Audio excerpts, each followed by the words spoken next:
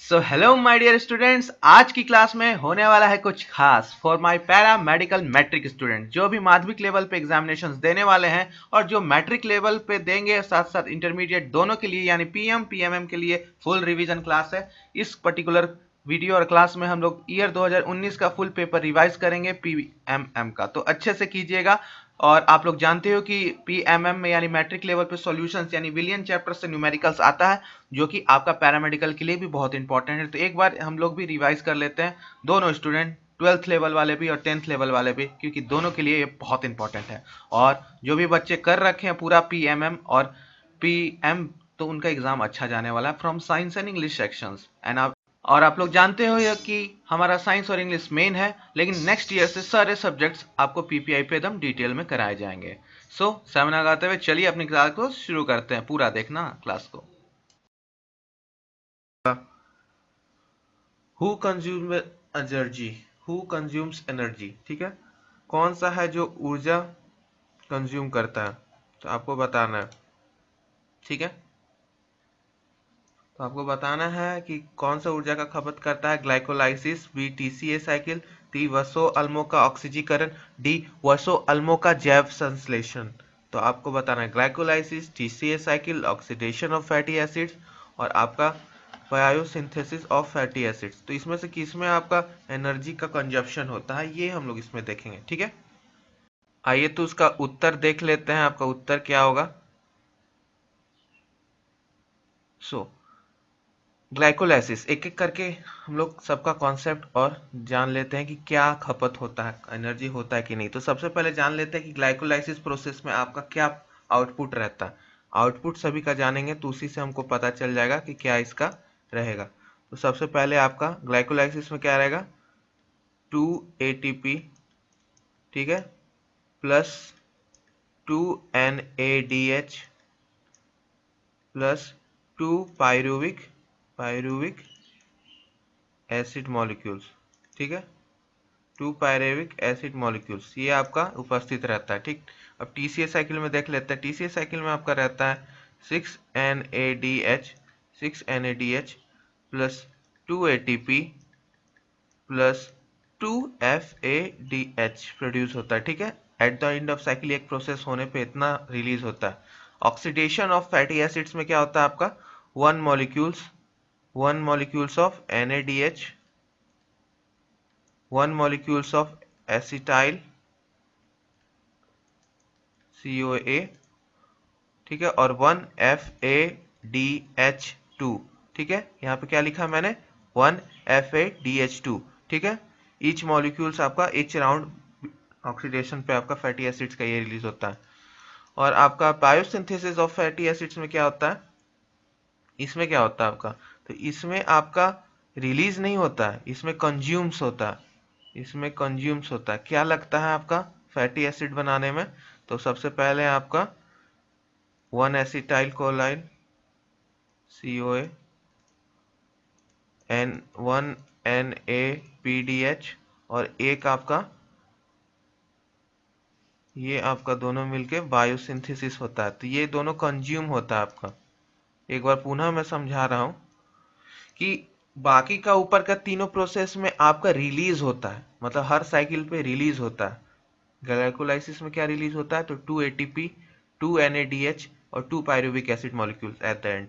TCA cycles में क्या होता है, 6 NADH, 2 ATP, 2 FADH। ऑक्सीडेशन जब होता है फैटी एसिड का, वसो अल्मो का ऑक्सीजीकरण होता है, ऑक्सीजीकरण तो 1 ADH plus acetyl CoA plus 1 FADH2, ठीक है।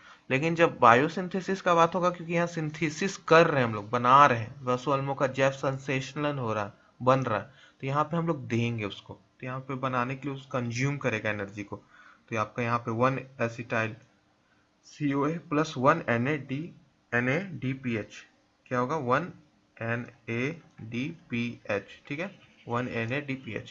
तो ये आपका दोनों यहाँ लगता है।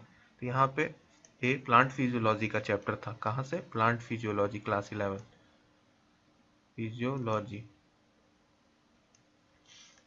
क्लास 11, ठीक है। तो ये वहां से था, ठीक।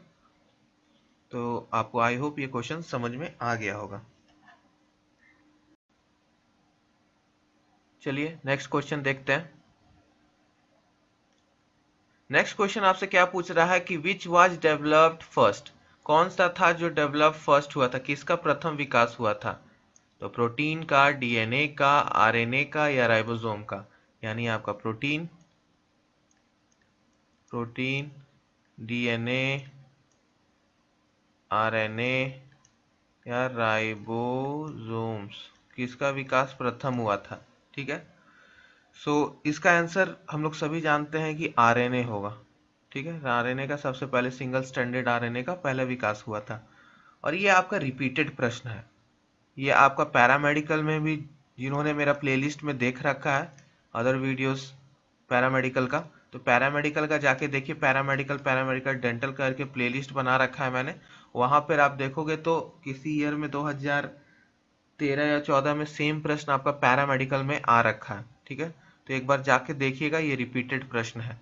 तो मैंने प्लेलिस्ट में वीडियोस डाल रखे हैं, बिहार पैरामेडिकल के रिगार्डिंग भी है, तो आप जाके एक बार देखिएगा। ठीक है, और वो सारे स्टूडेंट्स देख सकते हैं हर स्टेट्स के। ठीक है, यूपी हो चाहे झारखंड हो, आराम से आप पैरामेडिकल्स के देख सकते हैं, क्योंकि एनसीईआरटी बेस्ड सिलेबस आता है, तो आप लोग सभी के लिए इक्वल है। ठीक है, कोई अलग नहीं है, क्योंकि एनसीईआरटी पे ही क्वेश्चन आएगा, तो कोई दिक्कत नहीं है। ठीक है, चलिए नेक्स्ट क्वेश्चन पे चलते हैं। चलिए अब नेक्स्ट प्रश्न पे चलते हैं। नेक्स्ट प्रश्न आपसे क्या पूछ रहा है कि it was not observed in the main development trend of horse, यानी ये घोड़ों के मुख्य विकास प्रवृत्ति में नहीं दिखाया गया था।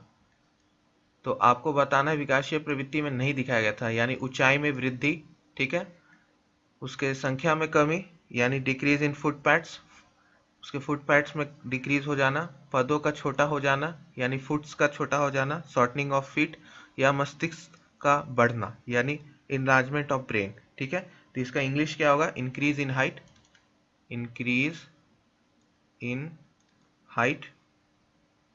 दूसरा का होगा decrease in foot pad, foot pads में डिक्रीज, पदों का छोटा हो जाना यानी शॉर्टनिंग, शॉर्टनिंग ऑफ फीट, और आपका डी मस्तिष्क का वो, तो इनलार्जमेंट, इनलार्जमेंट ऑफ ब्रेन। ठीक है, सो ये आपके चार ऑप्शंस है, और करेक्ट ऑप्शंस क्या होगा कि आपका तो ऊंचाई तो बढ़ा, टाइम के साथ हॉर्स का ऊंचाई बढ़ा। ठीक है, क्योंकि जिसका डेवलपमेंट हुआ हॉर्स का, वो तो इवोल्यूशन जो हुआ वो ग्रेजुअली हुआ, मतलब धीरे धीरे इवोल्यूशन इसका विकास हुआ। तो पहले इनका बहुत हाइट कम था, तो ये तो आंसर नहीं होगा, ये तो ट्रेंड था इवोल्यूशन। फुट पैड भी इनका डिक्रीज हुआ, क्योंकि पहले इनका बहुत चौड़ा चौड़ा था, तो जिसकी वजह से तेज नहीं दौड़ पाते थे, तो ये भी ठीक है, ये भी डिक्रीज हुआ। पदों का छोटा होना नहीं, समय के साथ इनका लेग्स का साइज बढ़ा है, तो ये आपका ट्रेंड में नहीं आता। ठीक है, तो it was not observe in ten, छोटा नहीं हुआ है, बड़ा हुआ है। और इनलार्जमेंट ऑफ ब्रेन वो तो हुआ ही था। तो आपका यहाँ पे सी यानी पदों का छोटा होना, शॉर्टनिंग ऑफ फेट, ये गलत है, क्योंकि इनका ऐसा नहीं हुआ था, इसका विपरीत हुआ था, इनका लेग्स टाइम के साथ बढ़ा था। ठीक है, और ये हम भी जानते हैं, आप लोग भी जानते हो कि विद टाइम इनका बढ़ा था। और जहाँ से भी इनका ओरिजिन हुआ और डेवलपमेंट विकास हुआ, उनका टाइम टू टाइम इनका साइज इंक्रीज किया गया। ठीक है, छोटा नहीं हुआ है, सिर्फ छोटा हुआ फुट का साइज, फुट पैड का। ठीक है, तो आपका सी सही होगा। पौधों का छोटा होना गलत है, क्योंकि बड़ा हुआ था, लेग्स बड़े हुए थे। ठीक है, उसी के लिए ये स्पीड से ज़्यादा ड्यूरेंस यानी कितना देर तक दौड़ सकते हैं उस पर ज़्यादा फोकस करने के लिए। ठीक है, तो ये आपका एक्सप्लेनेशन था क्वेश्चन नंबर 3 का। चलिए नेक्स्ट क्वेश्चन पे चलते हैं। चलिए नेक्स्ट क्वेश्चन पे चलते हैं, यानी क्वेश्चन नंबर 4। क्वेश्चन नंबर 4 आपसे पूछ रहा है which of the following is not a micronutrient. तो आपको बताना है इसमें से कौन सा है जो माइक्रोन्यूट्रिएंट नहीं है। ठीक है, तो माइक्रोन्यूट्रिएंट यानी MACRO बड़ा, यानी वृद्धि पोषक नहीं है, तो आपका जिंक। बाकी तीनों आपका वृद्धि पोषक है। ठीक है, तो आपका कैल्शियम, सल्फर और potassium, these are all micronutrients. आपका जेडन क्या है, मैक्रो है, ये माइक्रो है, ये माइक्रो आ जाएगा, माइक्रोन्यूट्रिएंट्स, माइक्रोन्यूट्रिएंट्स। ठीक है, और कितने टाइप्स के आपके माइक्रोन्यूट्रिएंट्स होते हैं, तो ये न्यूट्रिएंट्स है। ठीक है, माइक्रो और मैक्रो, मैक्रो, तो मैक्रोन्यूट्रिएंट्स आपके हो गए कैल्शियम, सल्फर, पोटेशियम, और ये हो गया माइक्रो में। ठीक है, तो जिंक हो गया, आपका बोरॉन हो गया,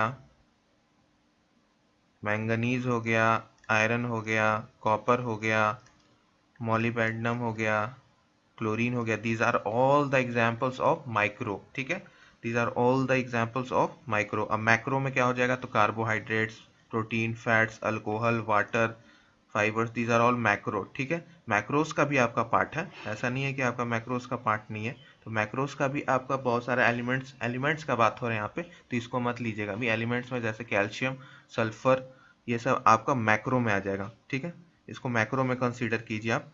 और साथ ही साथ आप इसमें मैंगनीज और फॉस्फोरस, ठीक है, क्या क्या हो गया आपका, मैंगनीज, फॉस्फोरस, एन, के और सी ए, ये 5 आपका मैक्रो हो गया। तो इसको नोट्स बना लीजिएगा, मैक्रो और माइक्रो में डिफरेंस है, ठीक है। तो आई होप ये वाला न्यूट्रिएंट्स वाला चैप्टर आप जाके पढ़ लोगे, क्लास 11th का प्लांट फिजियोलॉजी का है ये, ठीक है, न्यूट्रिएंट्स के ऊपर, प्लांट न्यूट्रिशन के वाला चैप्टर के ऊपर है, तो इसको एक बार देख लीजिएगा, ठीक है। चलिए नेक्स्ट क्वेश्चन पे चलते हैं। तो ए इसका सही आंसर होगा क्योंकि वो माइक्रो है और यहाँ मैक्रो पूछ रहे हैं। चलिए नेक्स्ट क्वेश्चन देख लेते हैं। Question number 5, who is a fruit eater, कौन सा एक फलहारी है, यानी चूहा, घोड़ा, बंदर या कुत्ता। तो इसका आंसर तो हम लोग सब जानते हैं, क्या चूहा फ्रूट्स खाता है, नहीं, ठीक है। क्या घोड़ा खाता है फ्रूट्स, नहीं। क्या कुत्ता खाता है, नहीं। तो खाता कौन है, बंदर, ठीक है। तो बंदर आपका यानी मंकी आपका करेक्ट आंसर होगा, ठीक है। तो सी इज योर करेक्ट आंसर। ये ज़्यादा टफ क्वेश्चन नहीं था, ये तो वन लाइनर क्वेश्चन से सभी जानते हैं, ठीक है। ये कॉमन सेंस में भी हम लोग जानते हैं, नहीं भी पढ़ रखे होंगे बुक तो भी हम लोग इसे बता सकते हैं। तो ये इजी क्वेश्चन था, इस पर ज़्यादा टाइम नहीं देना। चलिए नेक्स्ट क्वेश्चन पे चलते हैं। चलिए नेक्स्ट क्वेश्चन देख लेते हैं। नेक्स्ट क्वेश्चन आपसे क्या पूछ रहा है, it is not a part of alimentary canal, canal, ठीक है, कैनाल का स्पेलिंग ठीक कर लीजिएगा, alimentary canal of human being. तो ह्यूमन बींग के एलिमेंट्री कैनाल का ये मुख नहीं है, मुख पार्ट नहीं है, तो आपको ये बताना है, ठीक है। इसमें से करेक्ट आंसर क्या होगा आपका। तो ऑप्शन है आपका, गिवन ऑप्शंस है आपका कि ग्रासिका, ग्रासिला, मुख और पिताशय। तो आपका कौन सा होगा, ठीक है। तो आपको बताना है कि कौन सा आपका होगा। तो ऑसोफेगस वगैरह ये सब तो दोनों पार्ट होते हैं आपके एलिमेंट्री कैनाल के, मुख, माउथ भी आपका पार्ट होता है, लेकिन ये गॉल ब्लैडर जो होता है आपका, गॉल ब्लैडर क्या है, ये मुख्य पार्ट है आपका एलिमेंट्री कैनाल का, नहीं, ये सेकेंडरी में आ जाएगा, ये तो डाइजेशन में काम आ जाएगा, तो ये तो आपका नहीं होगा, ठीक है। कैनाल यहाँ ठीक कर लीजिएगा स्पेलिंग, कैनाल का CANAL, कैनाल। तो गॉल ब्लैडर जो है आपका पिताशय है, वो एलिमेंट्री कैनाल का मेन पार्ट नहीं होता, ये सेकेंडरी में आता है आपका, ठीक है, ये सेकेंडरी में आता है। तो डी आपका करेक्ट ऑप्शन होगा, ये डाइजेशन एंड ऑब्जॉर्प्शन से यानी क्लास 11th का, ठीक है।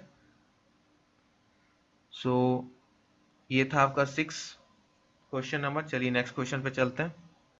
आइए अब नेक्स्ट क्वेश्चन देखते हैं। क्वेश्चन नंबर 7 आपसे क्या बोल रहा है, सॉरी क्वेश्चन नंबर 8 हो गया, इसको 7 कर लीजिएगा, कि which what is excreted in the human as a sebum, ये मनुष्यों में सेवम के रूप में किसका उत्सर्जन होता है, ठीक है। तो आपका ऑप्शंस है, गिवन ऑप्शंस आपका, पहला है आपका बिलीरुबिन, ठीक है, पहला क्या है, बिलीरुबिन, दूसरा है बिलीवर्डिन, ठीक है, तीसरा है आपका फैटी एसिड, वशोअल्म फैटी एसिड, और डी है आपका पित्त यानी बाइल। तो आपका करेक्ट क्या होगा, ये जितना भी ए, बी और डी है, ये सारा आपका कहाँ का पार्ट है, डाइजेशन वाला पार्ट है, ठीक है, डाइजेशन का पार्ट है ये, ठीक है। लेकिन जो फैटी एसिड्स है, ये आपका पार्ट है जो कि सेबम के रूप में हमारा कान से निकलता है, ठीक है, ईयर्स में। तो ये आपका ईयर वैक्स में आ जाता है, ठीक है। तो इसमें कोलेस्ट्रॉल, आपका ग्लिसरॉल, ये सब इसका कॉम्पोजिशन होता है, ट्राइग्लिसराइड्स, ये सब आपका फैटी एसिड्स के साथ रह के हमारा ईयर वैक्स बनाता है, ठीक है। तो ये है आपका करेक्ट एक्सप्लेनेशन। तो इसमें आप लोग जोड़ लीजिएगा TG, ट्राइग्लिसराइड्स, ठीक है, ट्राइग्लिसराइड्स, ट्राइग्लिसराइड्स। तो ये आपका करेक्ट आंसर हो गया क्वेश्चन नंबर 7 का। तो आइए अब क्वेश्चन नंबर 8 देख लेते हैं। क्वेश्चन नंबर 8 में आपसे क्या पूछ रहा है, क्वेश्चन नंबर 8 पूछ रहा है कि आपका गुटी पारी इसे प्रबंधन में अपनाई जाता है, तो गुलाब का, अमरूद का, कैरोटीन का या गन्ना का, सॉरी कॉटन का। तो आपको बताना है किस में होगा, तो इसका सही आंसर बी होगा, गुआवा में। ठीक है, गुआवा में यूज होता है। इसका कोई एक्सप्लेनेशन ज़्यादा है नहीं, आप बस प्रोपोगेशंस का मेथड पढ़ लीजिएगा, इतने टाइप्स के होते हैं, कैसे कैसे होता है, ये अच्छे से प्रोपोगेशंस का आप पढ़ लीजिएगा। ठीक है, ये क्वेश्चन में ज़्यादा कुछ एक्सप्लेन करने का है नहीं। नेक्स्ट क्वेश्चन पे चलिए चलते हैं। आइए क्वेश्चन नंबर 9 देख लेते हैं। क्वेश्चन नंबर 9 पूछ रहा है it is a short day flowering plant. तो आपको बताना it is a short day flowering plant, इसमें से कौन सा आपका शॉर्ट डे फ्लावरिंग प्लांट है, यानी लघु प्रतिपतकालीन पौधा। ठीक है, तो आपका ए है डालिया, बी है गेहूं, सी है आपका लश्कर और डी है टमाटर। तो इसका सही आंसर क्या होगा आपका। ठीक है, तो आपका देख लेते हैं, दो तरह के कॉन्सेप्ट समझ लेते हैं। दो तरह के प्लांट होते हैं, एक है आपका शॉर्ट शॉर्ट डे और एक है आपका आपका लॉन्ग डे। ठीक है, तो शॉर्ट डे और लॉन्ग डे में क्या अंतर है। तो शॉर्ट डे वाले प्लांट्स वैसे प्लांट्स होते हैं जो आपका फ्लावरिंग करने के लिए आपका शॉर्टर दिन खोजते हैं, क्योंकि ये रात में, क्योंकि इन लोगों को रात चाहिए, लॉन्ग पीरियड ऑफ डार्कनेस, इनको डार्कनेस चाहिए, ज़्यादा लंबा समय का डार्कनेस, और ये आपका शॉर्ट पीरियड खोजते हैं आपका फ्लावरिंग के लिए, यानी दिन में इनको कम समय चाहिए फ्लावर निकालने के लिए। जबकि लॉन्ग डे में ये आपका लाइट खोजता है, यानी लाइट ज़्यादा चाहिए, डार्कनेस कम चाहिए फ्लावरिंग करने के लिए, तो क्रिटिकल डे लाइट लेंथ से ज़्यादा चाहिए लाइट। तो ये है आपका शॉर्ट डे और लॉन्ग डे। ठीक है, दोनों में बस यही डिफरेंस है कि शॉर्ट डे वाले डार्कनेस यानी रात ज़्यादा खोजेंगे और लॉन्ग डे वाले लाइट यानी दिन ज़्यादा खोजेंगे अपना फ्लावरिंग करने के लिए। ठीक है, सो इसके आगे आपका किस टाइप का एग्जांपल्स ले लेते हैं शॉर्ट डे में। तो शॉर्ट डे में आपका रहेगा राइस, टोबैको, कॉटन, और मेन एग्जांपल आपका जैनिथिनम और आपका डालिया। ठीक है, ये सारा आपका आ जाएगा शॉर्ट डे में, तो ए इसका करेक्ट आएगा। लेकिन हम लोग इसको पूरा अच्छे से देखेंगे, तो लॉन्ग डे का भी एग्जांपल देख लेते हैं। तो लॉन्ग डे का में एग्जांपल्स में आपका क्या आ जाएगा, वीट, टोमेटो, ठीक है, लश्कर, these are all the examples of spinach. सारा ये आपका एग्जांपल हो जाएगा लॉन्ग डे का। तो ये था आपका प्रॉपर एक्सप्लेनेशन क्वेश्चन नंबर 9 का। ठीक है, तो शॉर्ट डे क्या होता है, लॉन्ग डे प्लांट्स क्या होता है, ठीक है, ये अच्छे से कर लीजिएगा। ठीक है, एनुअल प्लांट क्या होता है, बाइनिलियन प्लांट क्या होता है, ये भी अच्छे से, पेरिनियन प्लांट क्या होता है, सब अच्छे से कर लीजिएगा। चलिए आज का आखिरी प्रश्न हम लोग देख लेते हैं, यानी क्वेश्चन नंबर 10। क्वेश्चन नंबर 10 आपसे पूछ रहा है the display of emotion is the function of. तो इमोशंस का डिस्प्ले किसका फंक्शन है। ठीक है, किसका फंक्शन है कि आपका इमोशन डिस्प्ले करे। तो frontal segment, parietal segment, temporal segment या सिंपैथेटिक सेगमेंट। सेगमेंट की जगह आप लोब भी लिख सकते हो, frontal lobe, parietal lobe, temporal lobe, sympathetic lobe. तो ये आपका लोब्स में से किसका काम है कि आपका इमोशंस को कंट्रोल करना। ठीक है, तो ये आपका फ्रंटल लोब का काम है। ठीक है, फ्रंटल लोब आपका ये काम करता है, कंट्रोल करता है आपका इमोशंस को, कंट्रोल इमोशंस।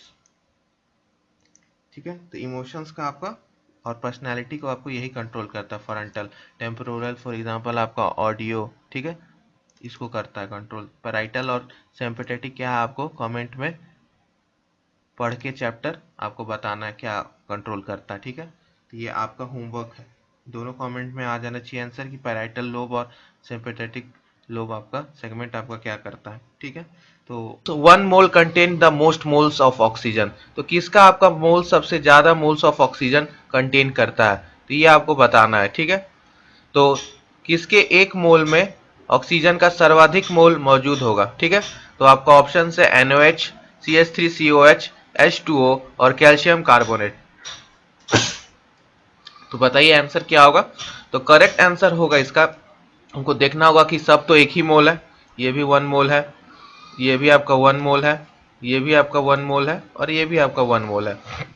ठीक है, तो सबसे ज्यादा ऑक्सीजन आपको कहाँ दिख रहा है, तो कैल्शियम कार्बोनेट में, O3 के मैटर में। ठीक है, तो यहाँ पे O3 है यानी 3 है, इसमें 1 ऑक्सीजन है। ठीक है, फर्स्ट वाले में, दूसरे वाले में 2 ऑक्सीजन है, इसमें 1 है, और थर्ड यानी फोर्थ वाले में 3 है, तो सबसे ज्यादा कहाँ है आपका कैल्शियम कार्बोनेट में। तो ठीक है, तो करेक्ट आंसर क्या हो जाएगा आपका डी। तो कैल्शियम कार्बोनेट कितना मोल रखेगा आपका 3 मोल ऑफ ऑक्सीजन। ठीक है, तो ऑक्सीजन का 3 मोल रहेगा, तो करेक्ट आंसर आपका 1 का डी हो जाएगा। तो D is your correct answer. ठीक है, D is your correct answer. ठीक है, तो चलिए नेक्स्ट क्वेश्चन पे चलते हैं।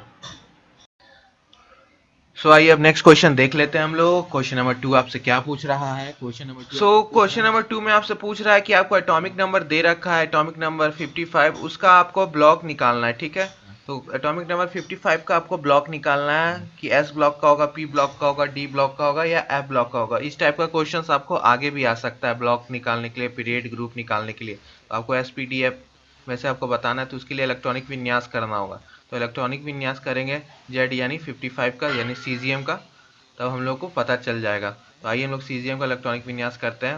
वो है आपका जीनॉन 6s1 6s1। ठीक है, 6s1। ठीक, तो ये किस ब्लॉक में जा रहा है, लास्ट इलेक्ट्रॉन एस में जा रहा है, तो एस ब्लॉक इसका आंसर होगा। ठीक है, तो आपका ए इज द करेक्ट आंसर। और आपको साथ साथ बताना है कि पीरियड क्या है और ग्रुप क्या है। तो पीरियड के लिए आपको मैंने बता रखा कि हाईएस्ट क्वांटम संख्या यानी 6, तो 6 आपका पीरियड नंबर, और ग्रुप 1 क्योंकि एस के ऊपर एक इलेक्ट्रॉन है, तो इसका आपका एस ब्लॉक का एलिमेंट है, पीरियड नंबर 6 है और ग्रुप 1 है। तो ये इसका कंप्लीट आंसर हो गया। ठीक है, होमवर्क में आपको मैं दे रहा हूँ एटॉमिक नंबर 16, 32, 48, 23, इन चारों का आपको निकालना है। ठीक है, इन चारों का आपको निकालना है। चलिए नेक्स्ट क्वेश्चन पे चलते हैं, बहुत इजी क्वेश्चन था ये। आइए अब नेक्स्ट क्वेश्चन देख लेते हैं। नेक्स्ट क्वेश्चन बहुत ही इजी है, इसमें आपको बस इक्विवेलेंट वेट यानी तुलनाई के भार पूछ रहा है सबसे ज्यादा किस में होगा, यानी इक्विवेलेंट वेट आपको बताना है कि चारों यौगिक में, चारों कंपाउंड में सबसे ज्यादा किसका होगा, बस आपको यही बताना है। ठीक है, तो इसमें बताना है कोई इक्विवेलेंट वेट सबसे ज्यादा किस में होगा। ठीक है, तो आपके ऑप्शंस हैं ए NaHCO3, बी CaCO3, सी HNO3 और डी Na2CO3। तो सबका एक एक करके निकाल लेना है। सबका भार दे रखा है, Na का 23, कैल्शियम का 40, N का 14, कैल्शियम का कार्बन का 12 और ऑक्सीजन का 16। तो आपको सबका एक एक करके निकालना है। तो ए का क्या होगा आपका, ए का आपका होगा 84, बी का कितना होगा सबका कैलकुलेट कीजिए, बी का होगा 100, सी का क्या होगा आपका 63, सबका कैलकुलेट कीजिए जोड़ दीजिए, और डी का होगा आपका 106। तो करेक्ट आंसर आपका क्या होगा 106 यानी डी। इसमें मैंने सबको जोड़ा नहीं, एक एक करके आप जोड़ लीजिएगा। H बराबर 1 होता है। ठीक है, H का नहीं दे रखा, तो सबसे ज्यादा किसका आया डी का। ठीक है, सबका वेट जोड़ना, आपको वेट सबका दे रखा है। ठीक है, परमाणु भार दे रखा है। तो ये बहुत इजी था, इसमें कोई समझाने लायक नहीं था, सारा डेटा दिया हुआ है, बस आपको जोड़ करना है। ठीक है, तो जोड़ मैं नहीं कर रहा हूँ, डायरेक्ट मैंने जोड़ के आंसर आपको बता दिया कि 106 यानी Na2CO3 is your heaviest highest. ठीक है, इक्विवेलेंट वेट। चलिए नेक्स्ट क्वेश्चन पे चलते हैं। तो आइए अब क्वेश्चन नंबर 4 देख लेते हैं। क्वेश्चन नंबर 4 आपसे क्या पूछ रहा है, which of the following shows diagonal relationships, कौन सा तत्व इसमें से आपको विकर्ण संबंध दर्शाता है। तो आपका Li और Be, लिथियम और बेरिलियम, बेरिलियम और मैग्नीशियम, सी आपका बोरॉन एल्यूमिनियम और बोलॉन सिलिकॉन। तो ये चैप्टर करने से पहले, क्वेश्चंस करने से पहले आप लोग देख लेते हैं कि ये कहाँ से पूछा गया है। तो चैप्टर नंबर 3 यानी आपका क्लास 11th का जो पीरियोडिक टेबल का चैप्टर है ना, classification of elements and periodicity in properties, वहां से पूछा गया। तो डायगोनल रिलेशन पहला देख लेते हैं हम लोग कि इसमें आपका डायगोनल रिलेशनशिप से पूछा गया, और ऐसे 3 प्रकार के आपके रिलेशनशिप होते हैं पीरियोडिक टेबल में। पहला होता है आपका लिथियम और मैग्नीशियम के बीच में। ठीक है, Li और Mg के बीच में। दूसरा होता है बोरॉन और सिलिकॉन के बीच में। ठीक है, L यानी बेरिलियम और एल्यूमिनियम के बीच में। और तीसरा है आपका बोरॉन और सिलिकॉन के बीच में। ठीक है, करेक्ट आंसर आपका क्या होगा डी, बोरॉन और सिलिकॉन के बीच में। तो ये बहुत इजी क्वेश्चन है, इसमें बस आपको डायगोनल रिलेशनशिप्स का मतलब क्या होता है कि आपका एलिमेंट्स के बीच में रिलेशन, सिमिलर प्रॉपर्टीज इन डायगोनली। ठीक है, डायगोनली मतलब तिरछे। तो लिथियम, मैग्नीशियम, बेरिलियम अपने अगले ग्रुप नंबर के साथ। ठीक है, तो अगले ग्रुप नंबर तत्व के साथ डायगोनली रिलेशनशिप करना, ये सिमिलर प्रॉपर्टीज वाले दो तत्वों के बीच में, वैसे को हम लोग डायगोनल रिलेशनशिप कहते हैं। ठीक है, तो ये था आपका एक्सप्लेनेशन। आई होप ये क्वेश्चंस आपको समझ में आ गया होगा, और बाकी दोनों भी आप लोग याद कर लीजिए, लिथियम मैग्नीशियम और बेरिलियम एल्यूमिनियम, हो सकता है नेक्स्ट इस पे पूछ दे। ठीक है, तो चलिए नेक्स्ट क्वेश्चन पे चलते हैं। आइए क्वेश्चन नंबर 5 देख लेते हैं। क्वेश्चन नंबर 5 आपसे क्या पूछ रहा है? तो क्वेश्चन नंबर 5 आपसे पूछ रहा है कि एक तत्व है जिसका आपको परमाणु में 9 प्रोटॉन्स है, तो इसकी संयोजकता बताइए। तो एक एलिमेंट दे रखा है जिसमें एटम दे रखा है जिसमें आपका प्रोटॉन्स की संख्या है 9, तो आपको बतलाना है कि उसमें आपकी संयोजकता यानी वैलेंसी क्या होगी। तो वैलेंसी क्या होगी, जल्दी कमेंट बॉक्स में बताइए। कमेंट बॉक्स में सबको आंसर देना है। तो यस, इसका हम लोग सबसे पहले कर लेते हैं इलेक्ट्रॉनिक विन्यास। तो प्रोटॉन 9 है, तो मतलब उसका हम लोग इलेक्ट्रॉन भी 9 मान के चलेंगे।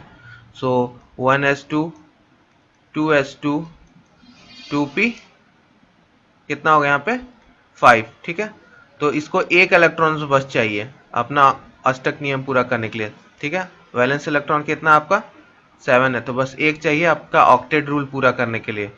ऑक्टेट रूल पूरा करने के लिए एक चाहिए, तो वैलेंसी इसकी हो गई 1। तो आंसर क्या हो जाएगा आपका 1। तो इलेक्ट्रॉनिक विन्यास कर सकते हो, नहीं तो ऐसे भी कर सकते हो 2 8। ठीक है, तो 2 8 में आपका कितना बच रहा है 2 7 है, तो एक और चाहिए ना, ऐसा होता है। लेकिन यहाँ पे कितना है आपका 9 है, तो आपका 9 दे रखा है आपको, तो ये कितना हो जाएगा 7 2 9 होता है ना, 7 2 9 होता है। तो एक इसको बस एक चाहिए। ठीक है, तो आपका ये 2 8 हो जाएगा, यानी 10 हो जाएगा। तो इसके लिए वैलेंसी 2 8 का फॉर्म में भी आप लोग कर सकते हो। सो आपका 1 हो गया वैलेंसी इसका। ठीक है, बहुत ईजी क्वेश्चन था, प्रोटॉन का संख्या 9 दे रखा था और इसी पे सॉल्व हो गया। ये एक है इलेक्ट्रॉनिक विन्यास के माध्यम से, एक 2 8 करके भी, यानी 2 8 करोगे 2 चाहिए उसको, तो 2 7 दे रखा है, तो 8 करने के लिए हमको बस एक वैलेंसी यानी एक इलेक्ट्रॉन चाहिए। तो आपका ये इजी क्वेश्चन था। ठीक है, चलिए नेक्स्ट क्वेश्चन पे चलते हैं। नेक्स्ट क्वेश्चन पे चलते हैं। नेक्स्ट क्वेश्चन आपसे क्या पूछ रहा है कि नेक्स्ट क्वेश्चन पूछ रहा है लुकास अभिकर्मक यानी लुकास रिएजेंट क्या है। तो आपको दे रखा है कॉन्सेंट्रेटेड HCl और एनहाइड्रस ZnCl, फिर आपका है कॉन्सेंट्रेटेड HCl प्लस आपका एक्वस ZnCl, फिर आपका कॉन्सेंट्रेटेड NHNO3 और एनहाइड्रस ZnCl, और फिर है कॉन्सेंट्रेटेड HNO3 और एक्वस ZnCl। तो आपका लुकास रिएजेंट क्या होता है? तो लुकास रिएजेंट आपका होता है एनहाइड्रस यानी निर्जल ZnCl प्लस आपका कॉन्सेंट्रेटेड HCl। ठीक है, तो ए ऑप्शन आपका करेक्ट होगा, ए ऑप्शन आपका करेक्ट होगा। ठीक है, और ये आपका आया है ऑर्गेनिक क्लास 12 से। ठीक है, ऑर्गेनिक केमिस्ट्री से, हेलो एल्केन्स एंड हेलोरीन्स से। ठीक है, चलिए नेक्स्ट क्वेश्चन पे चलते हैं। तो चलिए नेक्स्ट क्वेश्चन नंबर 7 पे चलते हैं। क्वेश्चन नंबर 7 आपसे पूछ रहा है कि अम्लीय माध्यम में आपको MnO4 माइनस दे रखा है, तो उसका रिडक्शन यानी एसिडिक मीडियम में आपका रिडक्शन आपको MnO4 माइनस दे रखा है, तो उसका रिडक्शंस के उपरांत यानी रिडक्शन के उपरांत क्या बनेगा। तो हम लोग जानते हैं कि आपका जब हम लोग रिडक्शन करते हैं MnO4 माइनस का on reduction in acidic medium, अम्लीय माध्यम में, तो आपका ये फॉर्म्स करता है Mn++ यानी Mn++ बनाता है। तो आपका करेक्ट ऑप्शन हो जाएगा बी। ठीक है, तो आपका करेक्ट ऑप्शन हो जाएगा बी। चलिए नेक्स्ट क्वेश्चंस को देखते हैं। चलिए हम नेक्स्ट क्वेश्चन पे चलते हैं, देखते हैं नेक्स्ट क्वेश्चन क्या पूछ रहा है। क्वेश्चन नंबर 8 आपसे पूछ रहा है कि कौन सा सी परमाणु के साथ सम इलेक्ट्रॉनिक है, यानी आइसो इलेक्ट्रॉनिक। आइसो इलेक्ट्रॉनिक का मतलब क्या होता है? आइसो मतलब होता है सेम, इलेक्ट्रॉनिक का मतलब होता है electron, same number of electrons. किसमें? सी के साथ कौन सा ऐसा है जिसमें गिवन ऑप्शन में से सेम नंबर ऑफ इलेक्ट्रॉन्स है? तो एक एक करके सबका निकालते हैं। तो Na का क्या होगा? Na+ का, यानी आपका हो जाएगा 11 - 1 that is 10 electrons. Al3+ 13 - 3 that is 10 electrons. ठीक है, O2 - 2 यानी आपका हो जाएगा 16 + 2 18 इलेक्ट्रॉन्स, और Na+ यानी 7 - 1 6, ठीक है। और कार्बन में कितना रहता है? 6 इलेक्ट्रॉन्स। तो आपका कार्बन और नाइट्रोजन प्लस में आपका सेम नंबर ऑफ इलेक्ट्रॉन्स है, यानी 6 ये क्या हो गया आपका? Iso electronic. ये बहुत ही इजी क्वेश्चन था, और इस टाइप का क्वेश्चन आपको आगे भी आ सकता है, आइसोटोप्स के ऊपर, आइसोटोन्स के ऊपर, और आइसोबार्स के ऊपर, यानी संभारिक, समस्थानिक, सब न्यूट्रॉनिक। और ये आपका जो क्वेश्चन था सब इलेक्ट्रॉनिक पे था, सम इलेक्ट्रॉनिक। इस टाइप का क्वेश्चन आपको आ सकता है, ठीक है। बहुत इजी क्वेश्चन था, बस आपको एटॉमिक नंबर पता होना चाहिए, यानी जेड, उससे आप इलेक्ट्रॉन नंबर निकाल सकते हो फॉर न्यूट्रल एटम। इस तरह करके आप सबके लिए निकाल सकते हो, ठीक है। बहुत इजी क्वेश्चन था। चलिए नेक्स्ट क्वेश्चन पे चलते हैं। चलिए नेक्स्ट क्वेश्चन पे चलते हैं। Question number 9। क्वेश्चन नंबर 9 आपसे क्या पूछ रहा है कि it has the highest electron affinity, यानी हैलोजेंस में आपको बताना है कि इसका सबसे ज्यादा इलेक्ट्रॉन बिंदुता सर्वाधिक होता है। तो आपके ऑप्शंस है फ्लोरीन, क्लोरीन, ब्रोमीन और आयोडीन। दो चीजें होती हैं, एक होता है इलेक्ट्रोनेगेटिविटी, एक होता है आपका इलेक्ट्रॉन एफिनिटी। एक क्या है आपका इलेक्ट्रोनेगेटिविटी, और एक होता है आपका इलेक्ट्रॉन एफिनिटी। दोनों अलग चीज है। इलेक्ट्रोनेगेटिविटी में क्या होता है आपका हेलोजेंस, यानी कोई भी एनायंस का, एटम्स का अपने तरफ इलेक्ट्रॉन्स को अट्रैक्ट करना, ठीक है। इलेक्ट्रॉन को अट्रैक्ट करना अपने तरफ होता है आपका इलेक्ट्रॉन नेगेटिविटी। लेकिन जब हम लोग स्टडी करते हैं अपना इलेक्ट्रॉन एफिनिटी, तो एफिनिटी में क्या होता है कि एक इलेक्ट्रॉन प्रवेश करने पर कितनी ऊर्जा निकलती है, वो आपका बतलाता है इलेक्ट्रॉन एफिनिटी। तो यहाँ पे आपका फ्लोरीन सबसे मोस्ट इलेक्ट्रोनेगेटिव होगा, लेकिन जब एफिनिटी का बात करेंगे तो क्लोरीन सबसे ज्यादा होगा, ठीक है, फ्लोरीन से भी ज्यादा। और यहाँ पे फ्लोरीन ज्यादा होगा इलेक्ट्रोनेगेटिविटी में, तो आपका इसके लिए क्लोरीन सही आंसर होगा, ठीक है। तो 9th का आपका बी सही होगा। क्लोरीन का सबसे ज्यादा इलेक्ट्रॉन एफिनिटी होता है, मतलब एक इलेक्ट्रॉन प्रवेश करने पर सबसे ज्यादा ऊर्जा आपका क्लोरीन में मुक्त होता है, ठीक है। तो क्लोरीन आपका सही आंसर होगा। और जब इलेक्ट्रोनेगेटिविटी का बात आएगा, ठीक है, तो उसमें आपका फ्लोरीन सबसे ज्यादा होगा, ठीक है। इलेक्ट्रोनेगेटिव तत्व सबसे ज्यादा फ्लोरीन होगा आपका। तो ये था आपका पूरा एक्सप्लेनेशन क्वेश्चन नंबर 9 का। चलिए इसी तरह क्वेश्चन नंबर 10 पर चलते हैं, और आखिरी प्रश्न इस वीडियो का। आखिरी प्रश्न की ओर बढ़ते हैं, यानी क्वेश्चन नंबर 10। क्वेश्चन नंबर 10 आपसे पूछ रहा है कि whose first ionisation potential is maximum. इसका प्रथम आयनन विभव सर्वाधिक होता है। तो बोरॉन का, कार्बन का, नाइट्रोजन का या ऑक्सीजन का। तो इसको सॉल्व करने से पहले जान लेते हैं किस चैप्टर और किस क्लास से पूछा है। तो ये चैप्टर नंबर आपका 3, class 11। Yes you are right, periodic table का चैप्टर है, तत्वों का वर्गीकरण, वहां से पूछा है क्लास 11 का। और आयनाइजेशन पोटेंशियल मतलब होता क्या है, आयनन विभव का मतलब होता क्या।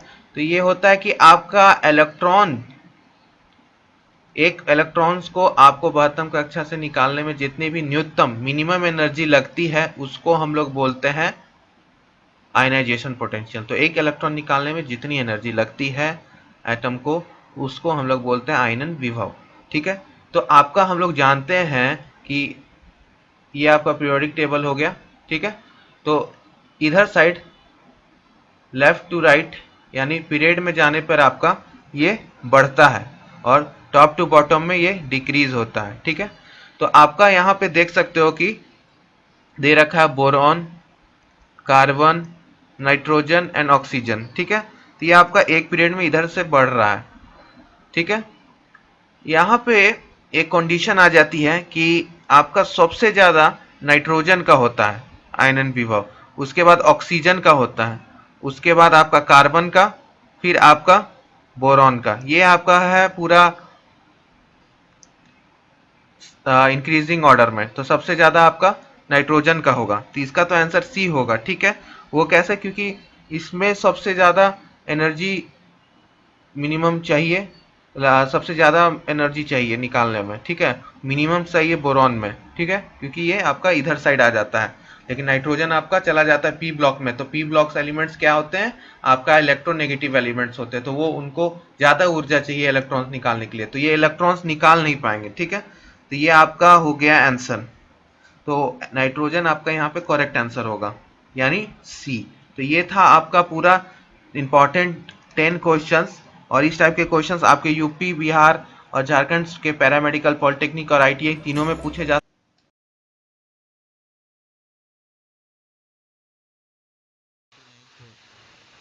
पोटेशियम और 35.5 क्लोरीन का। अब आपको निकालना है, तो 15 ग्राम आपको पोटेशियम क्लोराइड KClO3 दे रखा है, उसको गर्म करेंगे तो KCl निकलेगा, तो उसका वेट बताना आपको, एटॉमिक वेट कितना होगा। तो आइए इस न्यूमेरिकल्स को सॉल्व करते हैं। इस टाइप के क्वेश्चंस आपको पूछे जा सकते हैं, ठीक है। तो इसको सॉल्व करने के लिए आपको क्या आना चाहिए, तो सबसे पहले आप रिएक्शंस लिखना आना चाहिए, ठीक है। रिएक्शंस लिखिए, आप रिएक्शंस लिखिए सबसे पहले। रिएक्शंस कैसे लिखोगे, तो क्वेश्चंस के अकॉर्डिंग KClO3 को हीट किया जा रहा है, ठीक है, हीट किया जा रहा है, डेल्टा हीट किया जा रहा है, इसका मतलब क्या हो गया, हीट हीट किया जा रहा है। अब ये क्या बोल रहा है कि गर्म करने पे KCl बनेगा, KCl बना दिए, साथ साथ इसमें टूटेगा तो ऑक्सीजन भी निकलेगी, ठीक है। ये हमको पता होना चाहिए रिएक्शंस। अब हमको ये रिएक्शंस को सेकंड स्टेप क्या करना होगा, बैलेंस, ठीक है। तो एटॉमिसिटी हमको आना चाहिए कैलकुलेट करने कि आपका इधर और LHS और RHS में नंबर ऑफ एटम सेम है कि नहीं। तो अभी सेम है क्या, चेक करते हैं, नहीं, ऑक्सीजन की संख्या अलग है, ठीक है। इधर 3 ऑक्सीजन है और राइट साइड में 2 है, तो इसको हमको बैलेंस करना होगा। तो बैलेंस करने के लिए क्या हमको आगे 2 लगाना होगा, तो इसके आगे भी 2 लगाना होगा, ठीक है। तो अब यहाँ 6 ऑक्सीजन हो गया, तो बस यहाँ 3 से मल्टीप्लाई कर दीजिए, 3 से मल्टीप्लाई कीजिए। अब देखिए तो सबका एटम्स की संख्या सेम हो गई है, तो यस, हाँ सेम हो गई है, ठीक है। तो ये हो गया आपका रिएक्शन बैलेंस। अब थर्ड में हमको इसका अब वेट कैलकुलेट करना होगा। तो वेट कैलकुलेट कैसे होगा, तो आइए यहाँ पे कर रहे हैं हम, इसका हम यहाँ पे कर रहे हैं। सो आप लिख दीजिए, ट्वाइस है ना, तो ट्वाइस तो 39 दे रखा पोटेशियम का, प्लस क्लोरीन का कितना है आपका 35.5, ठीक है, प्लस आपका 48, 3 ऑक्सीजन है, तो ये हो गया इसका, इसका अब यहाँ लिख दे रहा हूँ, इसका होगा आपका ट्वाइस, क्योंकि टू आगे है, के का होता है 39 और 35.5, ठीक है। पूरा कैलकुलेट कीजिए तो ट्वाइस इंटू 122.5 ऐड कर दीजिए अंदर वाला पार्ट, ब्रैकेट के अंदर वाला पार्ट, इधर भी 149, 74 हो जाएगा, सॉरी 74.5, ठीक है।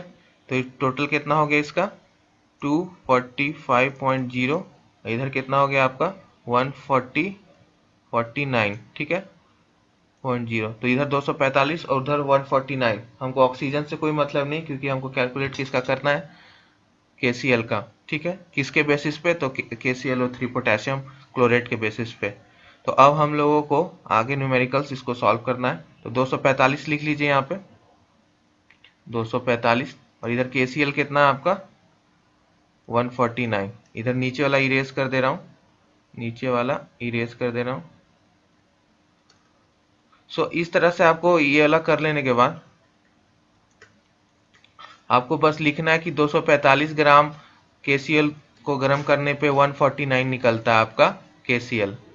तो KClO3 को गर्म करने पे आपका इतना निकलता है, तो आपका 15 ग्राम करने पे कितना निकलेगा, बस सिंपल मैथमेटिक्स है यहाँ पे। आइए उसको भी देख लेते हैं एक बार। और न्यूमेरिकल्स आपसे पूछा जाता है, ठीक है। इसी टाइप्स का न्यूमेरिकल्स आपका यूपी और झारखंड में भी इजी वाला क्वेश्चन पूछता है। बिहार पैरामेडिकल का तो थोड़ा सा टफ भी है, लेकिन पॉलिटेक्निक ITI अदर स्टेट्स का, अब बिहार का भी बहुत इजी रहता है। तो बिहार पैरामेडिकल को मैं हाईएस्ट लेके चल रहा हूँ। सो यहाँ पर आपको 245 ग्राम के लिए KClO3 के लिए गर्म करने पर, यानी हीट करने पर आपको 149 KCl मिलेगा, ठीक है। तो 1 ग्राम के लिए कितना मिलेगा, 1 ग्राम के लिए कितना मिलेगा 149 डिवाइडेड बाई 245, ठीक है, ये 1 ग्राम के लिए। तो 15 ग्राम के लिए कितना होगा आपको, 15 ग्राम के लिए आपको 149 डिवाइडेड बाई 245 इंटू 15 से इंटू कर दीजिए, और कैलकुलेशन करने के बाद आपको कितना आ रहा है 149/49 इंटू 3, डेट इज, इसको करने के बाद 9.2 ग्राम्स। तो 9.2 ग्राम्स के आसपास आ रहा है, कैलकुलेट कर लीजिएगा आप लोग भी। तो आपका करेक्ट क्या हो गया? ए। तो ए आपका 9 ग्राम सही होगा, ऑलमोस्ट लेके चलना है, तो आपका ए हो जाएगा करेक्ट आंसर। ठीक है, तो ए पे टिक कर लीजिएगा और कैलकुलेशन देख लीजिएगा। तो यहाँ पे पूछा है कि 245 ग्राम के लिए KClO3 के लिए गर्म करने पर 149 KCl निकलता है। तो 1 ग्राम के लिए क्या हो जाएगा? 149 डिवाइड बाई 245। फिर 15 ग्राम के लिए क्या होगा? तो उसी न्यूमेरिकल वैल्यू में 15 इंटू कर दीजिए, आपको निकल जाएगा। तो इतना ईजी क्वेश्चन था ये। ठीक है, इस टाइप का आपको आ सकता है, चाहे आप पॉलिटेक्निक, पैरामेडिकल या ITI का कर रहे हैं बिहार, यूपी, झारखंड के लिए, तो आपको आ सकता है इस टाइप का। ठीक है, चलिए नेक्स्ट क्वेश्चन देखते हैं। इसका करेक्ट आंसर क्या हो गया? ए 9 ग्राम्स। ठीक है, आइए क्वेश्चन नंबर सेकंड पे आ जाते हैं। क्वेश्चन नंबर सेकंड आपसे क्या पूछ रहा है? क्वेश्चन नंबर सेकंड आपसे पूछ रहा है कि आपको एक और दे रखा है, an iron ore with diluted acid gives H2S, so it will produce. ठीक है, तो ऑन रोस्टिंग क्या प्रोड्यूस करेगा? ऑन रोस्टिंग क्या प्रोड्यूस करेगा? तो आपको बताना रोस्टिंग पे ये क्या प्रोड्यूस करेगा। ठीक है, रोस्टिंग पे आपको बताना है। ये बहुत इजी क्वेश्चन है। ठीक है, मेटलर्जी के ऊपर ये सवाल है, तो आपको बताना है रोस्टिंग पे क्या प्रोड्यूस करेगा। तो फॉर एग्जांपल एक लेके चल रहा हूँ, फॉर एग्जांपल के रूप में एक लेके चल रहा हूँ मैं। किसका? तो आयरन 2 सल्फेट का। ठीक है, FeS का। तो FeS को HCl में ट्रीट कराने पर आपको देता है H2S प्लस FeCl2, बट इसको रोस्टिंग करने पर आपको, यानी ऑक्सीजन का प्रेजेंस में इसको रोस्टिंग करने पे ये आपको देता है सल्फर डाइऑक्साइड। ठीक है, तो ये आपका C हो गया। ठीक है, ऑक्सीजन का मतलब होता है रोस्टिंग। ठीक है, दो तरह का होता है, कैल्सिनेशन एंड रोस्टिंग। तो दोनों का आपको मतलब जानना है कि कैल्सिनेशन किसे बोलते हैं, रोस्टिंग किसे बोलते हैं। ये दोनों आपका काम है जानना, कैल्सिनेशन और रोस्टिंग का मतलब क्या होता है। ठीक है, तो इसको थोड़ा सा आप लोग देख लीजिएगा।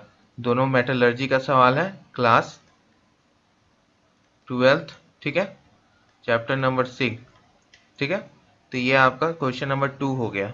चलिए नेक्स्ट क्वेश्चन पे चलते हैं।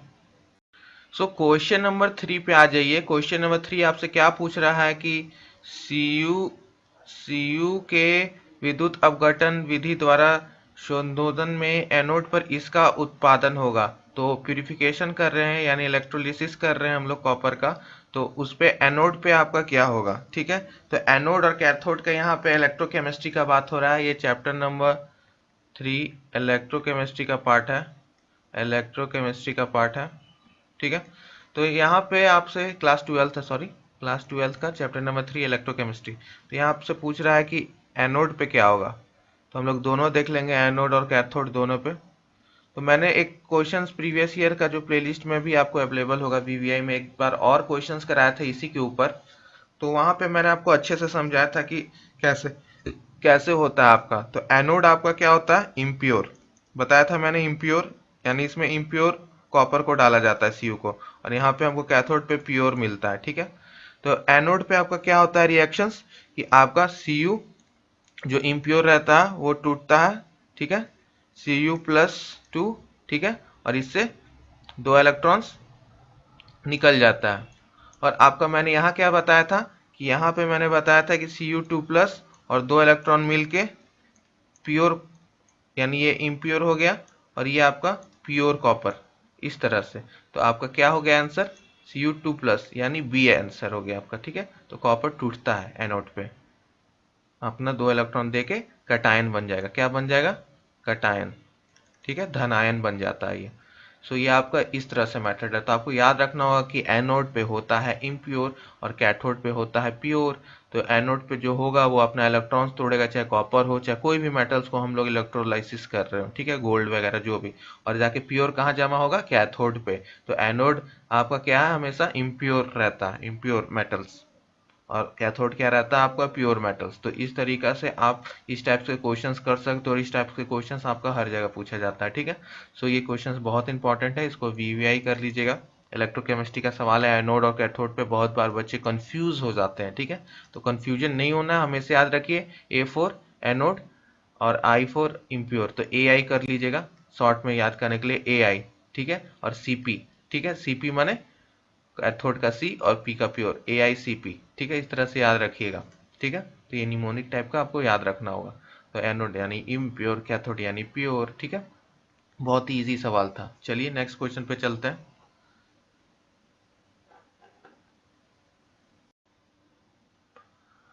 सो आ जाइए क्वेश्चन नंबर 4। क्वेश्चन नंबर 4 आपसे क्या पूछ रहा है? क्वेश्चन नंबर 4 आपसे पूछ रहा है कि pentanone shows which type of isomerism, यानी पेंटानॉन निम्न प्रकार में से किस टाइप का आपको आइसोमेरिज्म शो करता है? तो सीरीज, पोजीशन, फंक्शनल या ऑल ऑफ दिस। तो ए बी सी डी में से आपको बताना है। तो मैं आपको पेंटानॉन का स्ट्रक्चर ड्रॉ कर दे रहा हूँ। तो पेंटानॉन का आपका स्ट्रक्चर क्या होगा? फॉर्मूला है आपका C5H10O, ठीक है। तो सिंपल स्ट्रक्चर इसका ये होगा, ठीक है, CH3, तो ये आपका हो गया सिंपल पेंटानॉन, सॉरी यहाँ नहीं होगा, तो ये आपका हो गया सिंपल पेंटानॉन।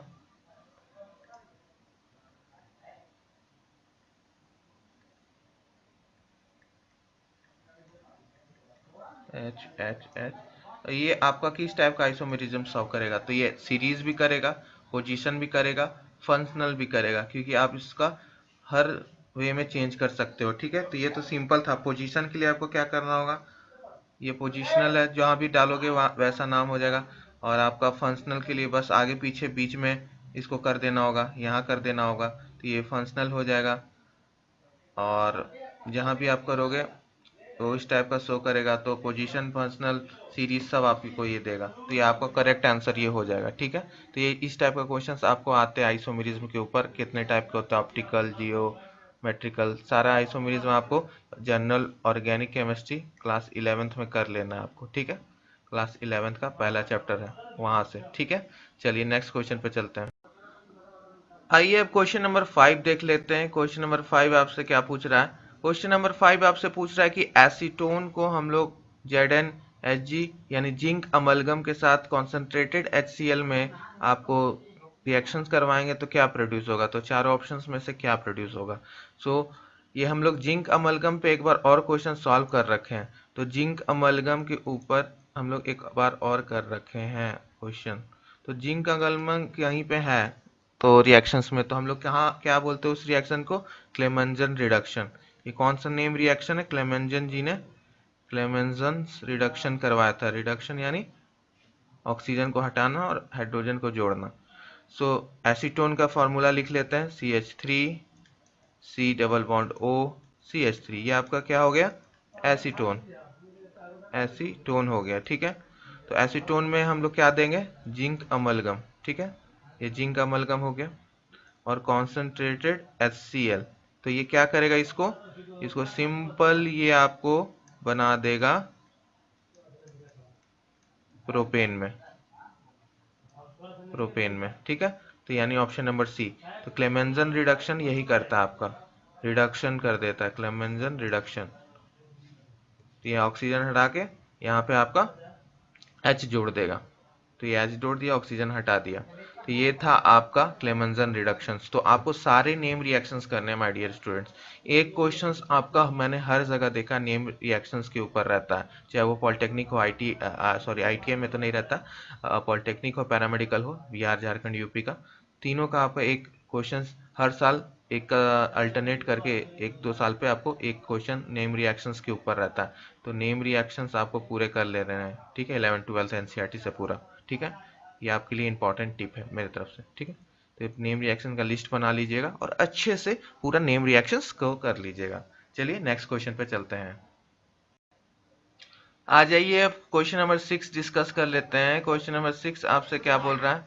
तो क्वेश्चन नंबर 6 आपसे बोल रहा है कि आपका दे रखा है आपको 500 ml, 500 ml दे रखा आपको O2 750 मिली दाब पे, ठीक है, 750 mm दाब पर, और 250 mm पे आपको N2 दे रखा है, दो गैसेस, ठीक है।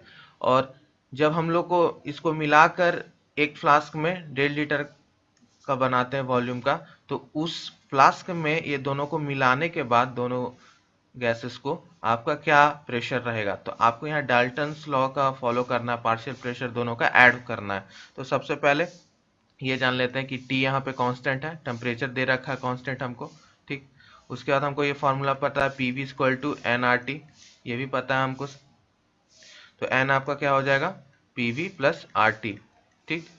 तो यहाँ से क्या निकला आपका कि P1V1, यानी हम लोग इसके लिए लेके चल रहे हैं O2 के लिए, P1V1 O2 के लिए P1V1 इक्वल टू RT, फिर प्लस कर लीजिए P2V2 हम लोग N2 के लिए लेके चल रहे हैं RT, date is P3V3 final जो हम लोग को मिलेगा RT। यहाँ देख सकते हो कि RT तीनों में कॉमन तो कट जाएगा, तो आपको क्या बचा P1V1 plus P2V2 equal to P3V3, ठीक है। अब यहाँ पे न्यूमेरिकल वैल्यू पुट कर दीजिए, तो 750 दे रखा है mm P1 into 500 plus P2 दे रखा है 600 mm इंटू 250 mm आपका N2 का, ठीक है, यहाँ दे रखा इक्वल टू आपको X वैल्यू यानी प्रेशर का इंटू 1.5 लीटर, तो 1.5 लीटर दे रखा है, तो 1.5 लीटर को हम लोग क्या लिख सकते हैं, 1.5 लीटर को हम लोग 1500 ml भी लिख सकते हैं, क्योंकि mls में सब मिली में, तो mls में ही लिखना होगा। तो ये आपको क्या, बस इसको कैलकुलेट करना है। तो कैलकुलेट करने के लिए P3 को इधर रहने दीजिए और बाकी को इधर ले आइए। तो 750 इंटू 500 करेंगे तो 375,000, फिर उधर 600 इंटू 25 करेंगे तो 150,000, ठीक है, ये इतना वैल्यू आया। अब डिवाइड कर दीजिए इसको 1500 से, क्योंकि 1500 इधर चला गया, ठीक। तो डिवाइड करने के बाद आपको क्या आएगा 525 divided by 5250 divide by 15, common यहाँ काट दीजिएगा, 2 शून्य कॉमन में काट दीजिएगा, ठीक है। तो आपको क्या आ गया, ये आ गया, आपको ऐड कर लीजिएगा तो यही आएगा। तो इसको करने के बाद आपका आएगा 350, तो 350 ml आपका आंसर होगा, यानी डी। तो ये डाल्टन्स लॉ का पार्शियल प्रेशर निकालने के लिए आपको ये पूरा आना चाहिए, PV इक्वल टू NRT। और ये कॉन्सेप्ट किस चैप्टर से है, ये चैप्टर नंबर 5 क्लास 11th का है, स्टेट्स ऑफ मैटर से, ठीक है। तो इस टाइप के न्यूमेरिकल्स आपको आ सकते हैं, बहुत ही इजी प्रश्न था, बहुत ही इजी न्यूमेरिकल्स था। इसमें क्या करना था, आपको T कांस्टेंट दे रखा है, R तो कांस्टेंट ही रहता है, यूनिवर्सल गैस कांस्टेंट है, तो आप लिख लिए, दोनों को ऐड कर दिए, और ऐड करने के बाद डाल्टन लॉस के हिसाब से अकॉर्डिंग टू डाल्टन्स लॉ आपका ये इस तरह से बन गया। तो ये था आपका न्यूमेरिकल। आई होप आपको समझ में आ गया होगा, बस जस्ट कैलकुलेशन करना था। P3 यानी फाइनल प्रेशर निकालने के लिए पूरा एक फ्लास्क में दोनों जब गैस जोड़ देते हैं तब मिला देते हैं तब। तो ये बहुत ईजी था। चलिए नेक्स्ट क्वेश्चन पे चलते हैं। आइए नेक्स्ट क्वेश्चन नंबर 7 देख लेते हैं। क्वेश्चन नंबर 7 आपसे क्या पूछ रहा है, क्वेश्चन नंबर 7 आपसे पूछ रहा है कि आपका प्रोपाइन गर्मीय क्षारीय के MnO4 यानी पोटेशियम परमैंगनेट के साथ अभिक्रिया करके क्या उत्पाद करेगा, तो CH3COH, फिर आपका ऑप्शन है CO2, फिर आपका H2O, और डी है इन सबको, ठीक है। तो इसका करेक्ट आंसर होगा डी, सबको करेगा, ठीक है। CH3COH भी बनाएगा, CO2 भी बनाएगा और H2O भी बनाएगा, ठीक है। तो ये जब अल्कलाइन के MnO4 को हम लोग ट्रीट करते हैं प्रोपाइन के साथ, तो आपको ये तीनों चीज बनाता है, ठीक है। तो ये क्योंकि हाईली ऑक्सीडाइजिंग एजेंट है, तो ये आपका एक 2 कार्बन तो यहाँ यूज हो गया और एक 3rd कार्बन इसको प्रोड्यूस करने में यूज हो गया, और H2O भी बाई प्रोडक्ट में निकला। तो ये आपका इस तरह से होगा, ठीक है, क्योंकि हाईली ऑक्सीडाइजिंग एजेंट है इस वजह से, ठीक है। तो तीनों कार्बन का आपको यूज मैंने बता दिया। 2 कार्बन आपका यहाँ लग जाएगा एसिटिक एसिड बनाने में, एक कार्बन डाइऑक्साइड बनाने में, और बाकी आपका बाई प्रोडक्ट में वाटर निकल जाएगा। तो ये था आपका एक्सप्लेनेशन क्वेश्चन नंबर 7 का। चलिए नेक्स्ट क्वेश्चन पे चलते हैं। आ जाइए अब क्वेश्चन नंबर 8 में। क्वेश्चन नंबर 8 आपसे क्या पूछ रहा है, क्वेश्चन नंबर 8 आपसे पूछ रहा है कि एक यौगिक दे रखा है, यानी कंपाउंड दे रखा है, और उसका फॉर्मूला है C4H6, यानी इसका स्ट्रक्चर ड्रॉ कर लेते हैं।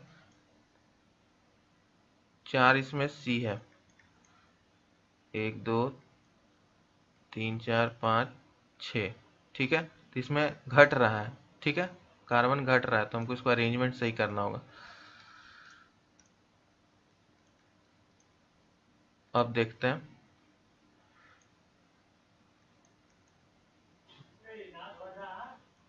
ठीक है, अब देखिए, अब ठीक है अरेंजमेंट। अब इसमें आपसे पूछ रहा है कि आपको दे रखा है C4H6, तो H लगा दीजिए, H लगा दीजिए।